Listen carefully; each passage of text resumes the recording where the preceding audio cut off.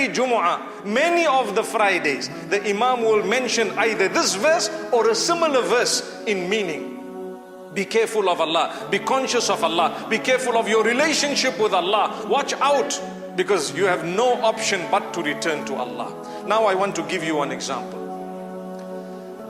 If you take a look at death as the deep dark sea, you take a look at death as though it is the ocean in front of you, and if someone were to tell all of us, listen, every one of you is going to be thrown into the ocean. Every single one of you is going to have to be thrown into the ocean. What is the ocean depicting in what I am saying here? It's depicting death, okay? If you know you're going to be thrown into the ocean, say we are flying in an aircraft and at some point the engines are perhaps packing up and perhaps they are making an announcement to say, listen, we are all going to have to jump. Underneath us is the Atlantic Ocean. If a person says, I can swim, is it good enough? Let's be honest. It's not good enough, because it will help him for how long? That ocean is huge.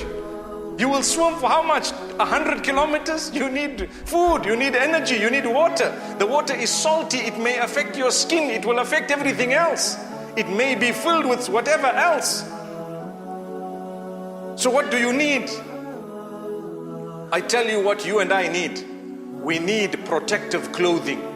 We need inflatable clothing that has only air in it. Subhanallah. If you have a life vest, they call it. What is in the life vest that will help you to float? Air. As simple as oxygen. Air, even if it is not oxygen.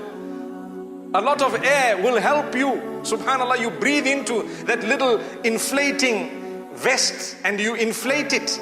And you jump out. If it is covering your whole body, you'll float for a few days until you are rescued. Now, my job and yours is, wallahi, my brothers and sisters, before you are thrown into the ocean, please put on that vest. Please put on that clothing. Allah will protect you. Now let me give you the example of what I'm saying. Before you go back to Allah through your death, please develop your iman and your relationship with Allah. Please worship Allah alone.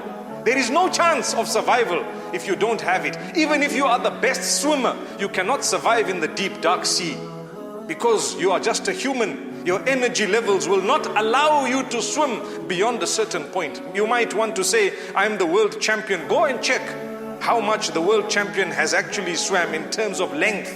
It's not more than a few kilometers, right? So my brothers and sisters, develop your iman. Worship Allah alone. Be very protective over what is known as your tawheed, your oneness of Allah, the believing in the oneness of Allah. Worship Him alone. That is called preparing for the day you're going to meet with Allah. Don't allow this world to deceive you into believing that you are just here to enjoy, to become popular and famous through anything and everything. Some people become famous through sin, and some people, they are famous in the heavens and they are not even known on earth. Because the angels write down their good deeds that they do in secret between them and Allah.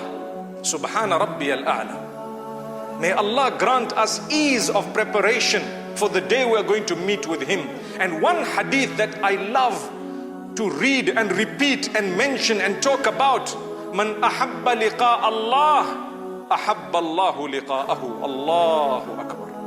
Whoever loves the meeting with Allah, Allah loves the meeting with that person too. You want to meet Allah? Guess what? Allah wants to meet you.